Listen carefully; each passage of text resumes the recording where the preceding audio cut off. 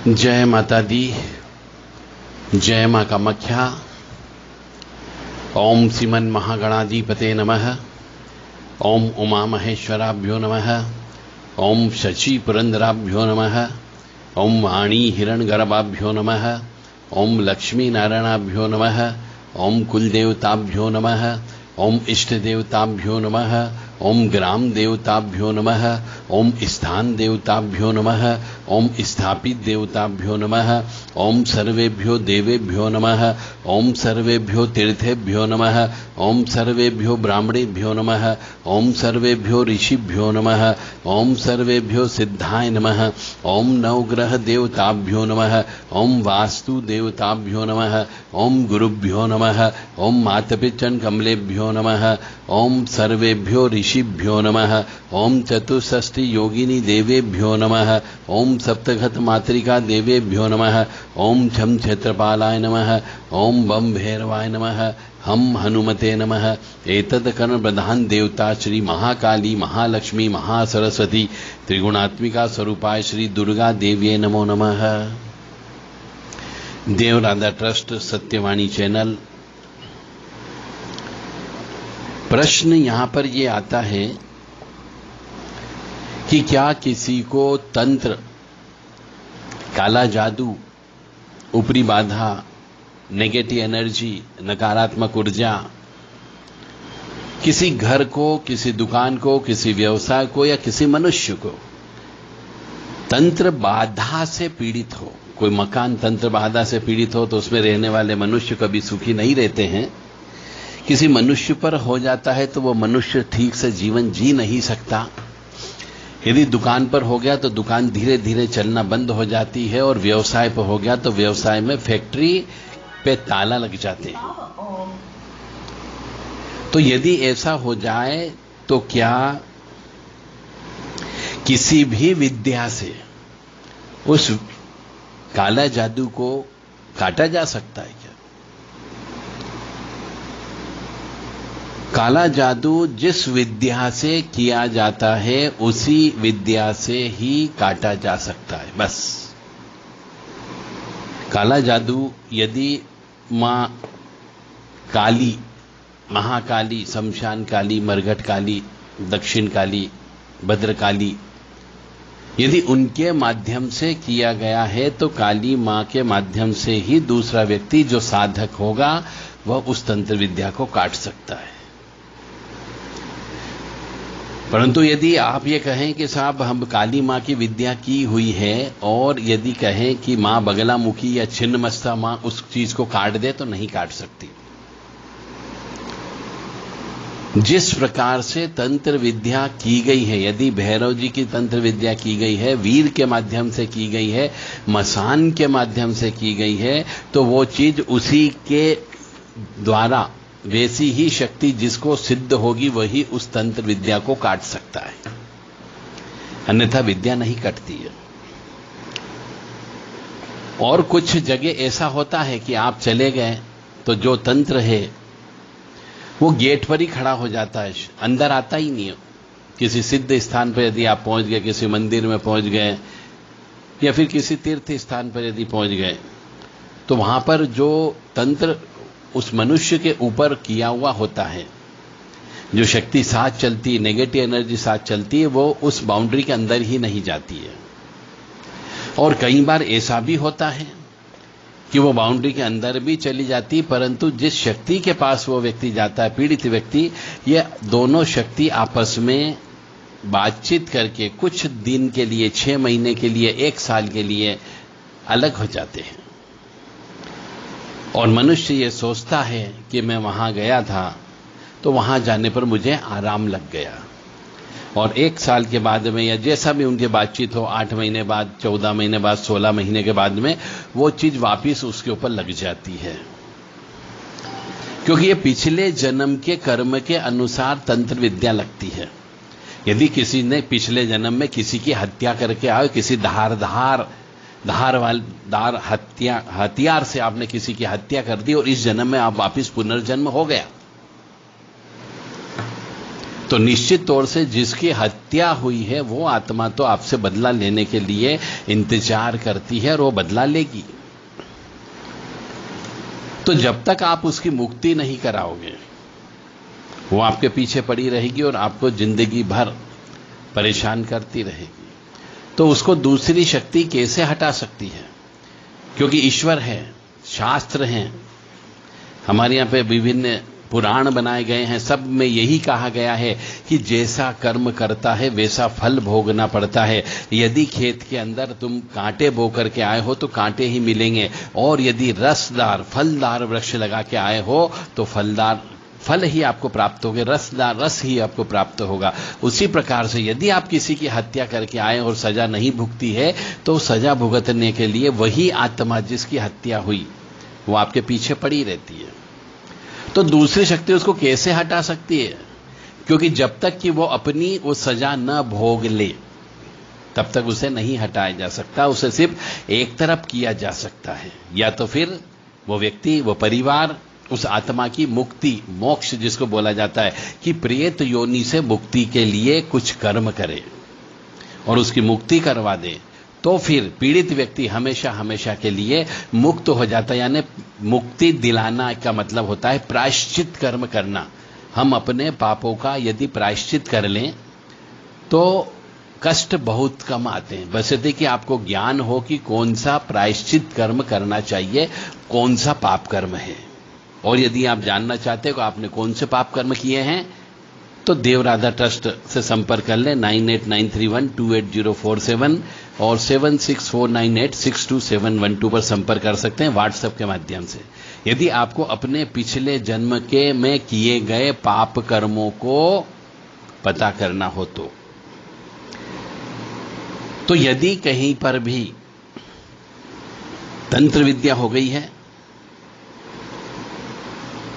तो जिस प्रकार से तंत्र विद्या हुई है वही चीज, वही सामान देकर के, यदि किसी ने बकरा देकर के तंत्र विद्या को भेजा है तो आपको भी बकरा देकर के ही वो हटेगी, अन्यथा नहीं हट सकती। यदि किसी ने मुर्गा दिया है, बलि में खप्पर भरा है, तो आपको भी मुर्गा ही देना होगा। और यदि उसने काला मुर्गा दिया तो आपको भी काला मुर्गा ही देना होगा। यदि उसने सुअर देकर के भेजा है तो आपको भी सुअर को ही उसको वापिस करने के लिए देना पड़ता है, तभी वो निकलती है, अन्यथा नहीं निकलती है। यानी कहने का मतलब यहां पर और समझाने के लिए कि यदि आप इंजीनियरिंग की किताबें पढ़ ली, आप डिग्री ले ली आपने इंजीनियरिंग की, तो आप जज कैसे बन सकते हो जब तक कि लॉ नहीं पढ़ोगे? डिग्री है आपके पास, कमा सकते हो पैसा। इसी प्रकार से जैसे अलग अलग डिग्री होती है, एक चार्टर्ड अकाउंटेंट की डिग्री होती है, एक डॉक्टर की इंजीनियरिंग की डिग्री होती है, एक डॉक्टर की डिग्री होती है, और डॉक्टर में भी 10 प्रकार के डॉक्टर होते हैं। तो हर डॉक्टर के पास अलग अलग अपना प्रोफेशन होता है, अलग अलग डिग्री होती है। और जो प्रोफेशनल होते हैं वकील, उनके पास अलग डिग्री होती है। तो जो डिग्री जिसके पास है वो उस डिग्री से ही काम करता, वो दूसरे का काम नहीं कर सकता। तो इसी प्रकार जिस प्रकार से तंत्र विद्या भेजी गई है, यदि अघोरी विद्या भेजी गई है तो कोई अघोरी ही उसको निकालेगा। दूसरा साधारण ये बैठक करने वाले, ये वीर पीर प्रेत, ये उस विद्या को नहीं हटा सकते। वो आपको 10 बार घुमाएंगे कि ना 5 बार आओ हमारे यहां, 10 बार आओ, नाक रगड़ो, होती परिक्रमा करो, ये सब आपको बोलेंगे। तो जिस तरीके से की गई है, यदि सुअर वाली विद्या की गई तो सुअर उतारना ही पड़ेगा, तो ही वो गंदी नामक चीज जाएगी, अन्यथा नहीं जाएगी। आप कहीं पर भी पूरे संसार में घूम लेना। और इस विद्या से, गंदी वाली चीज से बहुत से लोग परेशान हैं। बार बार हाथ धोने की समस्या होती है, भोजन करते वक्त अचानक गंदी बदबू आ जाती है, स्नान करने के बाद गंदी बदबू आ जाती है, कार चलाते वक्त गंदी बदबू आ जाती है, और थोड़ी देर 5-7 सेकंड के लिए आती है और चली जाती है, तो समझ जाओ आपके ऊपर गंदगी लगी हुई है। तो इसी प्रकार से जो डिग्री आपके पास में, आप वही काम कर सकते हो। यदि इंजीनियरिंग की किताब पढ़ी है तो इंजीनियर का ही काम करोगे, आप जज नहीं बन सकते। और एक और चीज कि यदि आपके पास गोरा होने की कोई क्रीम है तो वो गोरा होने की क्रीम लगाओगे तो हो सकता है चमड़ी में थोड़ा परिवर्तन आ जाएगा, परंतु आप कहोगे कि साहब गोरा होने की क्रीम लगा लो और किसी को बुखार आ गया तो उसकी बॉडी पर लग दो तो बुखार चला जाएगा, तो बुखार कैसे जाएगा?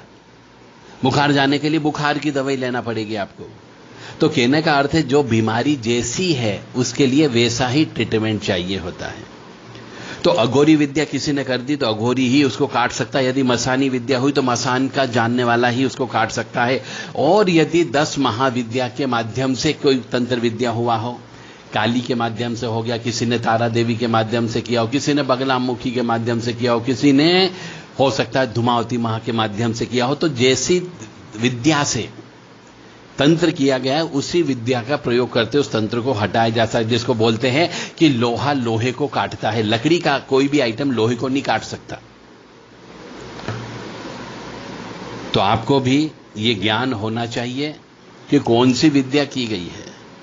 इसलिए कोई भी तंत्र काटने के लिए आप 10 महाविद्या का प्रयोग मत करो। पहले ये ज्ञात करो कि वास्तव में आपके ऊपर तंत्र विद्या क्या हुई। क्या स्वतः तंत्र तो नहीं हो गया? हो सकता है स्वतः तंत्र हो गया हो आपके ऊपर, उल्लू तंत्र स्वतः हो गया हो। पीपल के वृक्ष के नीचे यदि आप रहते हैं तो आपके ऊपर तंत्र विद्या स्वतः हो जाती। वहां पे प्रेत लोग आ जाते हैं और आते हैं तो आपके घर परिवार को डिस्टर्ब करेंगे ही करेंगे। तो जिस प्रकार की विद्या से की गई है उसी प्रकार की विद्या से ही काटना होता है। यदि कोई मसानी विद्या हो गई तो मां बगलामुखी मसानी विद्या में हाथ नहीं डालती। उसके लिए कोई मसानी विद्या का जानकार व्यक्ति ही आपकी मसानी विद्या को काटने का काम करेगा। तो ये हमारे यहां पर अज्ञानता की वजह से, या ये कह लीजिए कि इसका कोई स्कूल नहीं होने की वजह से, कोई तंत्र स्कूल नहीं होने की वजह से, तंत्र का ज्ञान नहीं देने की वजह से कह लीजिए, या इस प्रकार के गुरु लोग भी सिखाने में इंटरेस्टेड नहीं होने की वजह से यहां पे ये गलतियां अक्सर हो जाती है कि आपके यहां पे यदि तंत्र विद्या हो गई, बुरे बुरे सपने आने लग जाए, गंदे सपने आने लग जाए, आपके यहां बदबू आने लग जाए और आप जो है मां बगलामुखी की साधना करने बैठ जाते हो। क्योंकि जिसको मालूम है वो कहता है कि तू मां बगलामुखी की साधना कर, तेरे की सब तंत्र विद्या कट जाएगी। तो वो ये करने लगता है और जो तंत्र विद्या है वो तो नहीं कटती और मां बगलामुखी की साधना करने से उल्टा उसके ऊपर और ज्यादा बुरा असर होने लगता है। क्योंकि आपने संकल्प लिया कि ये तंत्र विद्या काटेगी और वो महाविद्या में आती है, नाट विद्या वो महाविद्या में आती है। तो महाविद्या को आप शमशान की चीजों में लगाओगे हटाने के लिए, तो वो हटाने का उनका डिपार्टमेंट नहीं है। जिसके लिए जिस शक्ति को नियुक्त किया गया है उस शक्ति को ही आपको सिद्ध करके अपने यहां की तंत्र विद्या को कटवाना होती है। इसीलिए आप किसी के बहकावे में मत आए, किसी के कहने में ना आए। यदि आपके यहां तंत्र विद्या है तो पहले पता लगाने की कोशिश करें कि किस प्रकार की तंत्र विद्या है, उसके सिम्टम क्या है। कैंसर की बीमारी हो गई है आपको और कैंसर में भी कौन सा कैंसर हुआ यह पता लगाओ, तो फिर ठीक भी हो सकते हो। तो हर विद्या का एक निश्चित कार्य, एक निश्चित तरीके की पूजा होती है और उसके द्वारा किए गए कार्य को उसी विद्या से समाधान किया जाता है या शांत कर सकते हैं अपन। तो अघोर या मसानी विद्या की यदि शंका हो आपके पास में तो उसका निवारण भी शमशान ही होता, अघोरी और मसानी विद्या ही होगी। बगलामुखी विद्या के द्वारा यदि आपने काटने की कोशिश की तो मां बगलामुखी रुष्ट हो जाती है, नाराज हो जाती है, क्योंकि वो महाविद्या है, वो तो रानी है। उससे आप ये गंदा काम करवाओगे तो वो कहां से करने वाली है।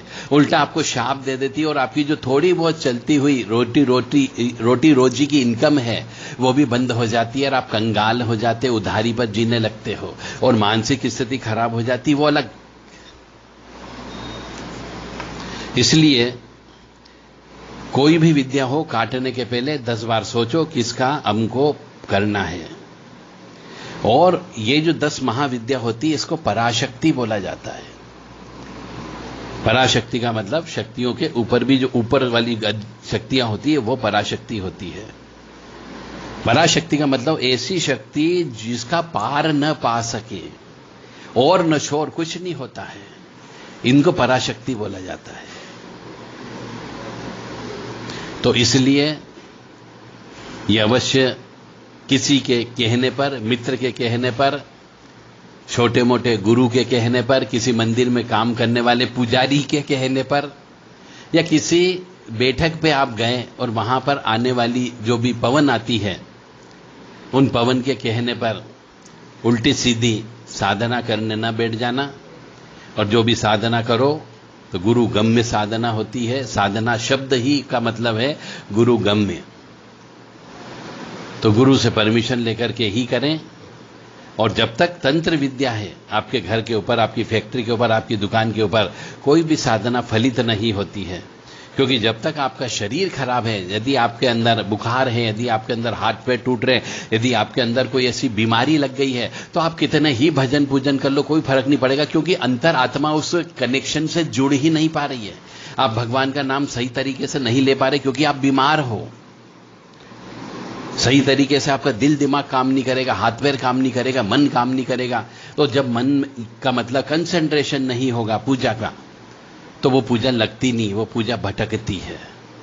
इसलिए पहले तंत्र विद्या को कटवाएं, उसके बाद कोई अनुष्ठान आपको करना चाहिए। कामाख्ये वरदे देवी नीलपर्वत वासिनी तम देवी जगत माता योनि मुद्रे नमस्तुते। कामाख्ये काम संपन्ने कामेश्वरी हर प्रिय कामनाम देहि में नित्यम कामेश्वरी नमस्तुते। कामदे काम रूपस्ते सुभगे सुरसेविते करोमि दर्शन देव्यम सर कामार सिद्धयेत। ओम महेशानी महामाये चामुंडे मुंडमालिनी आयु आरोग्य ऐश्वर्य देहि में देवी परमेश्वरी। ओम जयंती मंगला काली भद्रकाली कपालिनी दुर्गा क्षमा शिवा धात्री स्वाहा सदा नमस्तुते। ओम सर्वमंगल मांगल्ये शिवे सर्वासाधिके शरण्ये त्र्यंबके गौरी नारायणी नमस्तुते। दुर्गति नाशिनी दुर्गा जय जय, काल विनाशिनी काली जय जय, उमा रमा ब्रह्माणी जय जय, सीता राधा रुक्मणी जय जय, महालक्ष्मी नमस्तुभ्यम सुरेश्वरी, हरि प्रिये नमस्तुभ्यम दयानिधि, काली काली महाकाली काली के पापनाशिनी, खड़ग हस्ते मुंड हस्ते काली काली नमस्तुते। काली काली महाकाली काली के परमेश्वरी, सर्वानंद करी देवी नारायणी नमस्तुते। नीरहार हार धन सार सुधाकरम महाकल्याणम दाकनक चंपक धामभूषाम उदंग बेनिको जुगम्ब मनोहरांगी वाणी नमामि मनसा वसा विभूत्ये। ओम ऐं सरस्वत्यै नमः। ओम ह्रीं दुं दुर्गाय नमः। या ज्वल ज्वल प्रज्वल अग्निरूपाय ओम हौं ह्रीं श्रीं ज्वाला देवी नमो नमः। देवी प्रपन्नताति हरे प्रसीद प्रसीद मातर्ग जोखिलस्य प्रसीद विश्वेश्वरी पाहि विश्वन्तमीश्वरी देवी चराचरस्य। शुभं करोति कल्याणम आरोग्यम धन संपदा शत्रुबुद्धि विनाशाय दीप ज्योति नमोस्तुते। ओम ब्रह्मा मुरारी त्रिपुरांतकारी भानु शशि भूमि सुतो बुधस्य गुरुश्च शुक्र शनि राहु केतवे सर्वे ग्रहा शांति करा भवन्तु। ओम अनंतम वासुकिं शेषम पद्मनाभं च कम्बलम शंखपालाय च कर्कोटकं तक्षकं च कालिये। काली तारा महाविद्या षोडशी भुवनेश्वरी भैरवी च नमस्ता च विद्याधुमा तथा मगला सिद्ध विद्या च मातंगी कमलात्मिका। एतदस् महाविद्या सिद्ध विद्या प्रतिर्किता। एक बात और ध्यान से सुन लें कि जब भी कोई तंत्र विद्या हो जाए तो ठाकुर जी ओम क्लीं कृष्णाय नमः, ओम नमो भगवते वासुदेवाय नमः, ओम नमो नारायणाय नमः, या फिर श्री राम जय जय राम, इन मंत्रों से, या फिर ओम ह्रीं आपदाम भर्तारम दातारम तर्थंपदाम लोकाभिरामम श्री रामम भूयो भूयो नमाम्यहम्। इनके मंत्रों को जप करने से जो तंत्र विद्या आई है उस पर कोई प्रभाव नहीं पड़ता है। तंत्र को तंत्र के तरीके से ही काटा जाता है।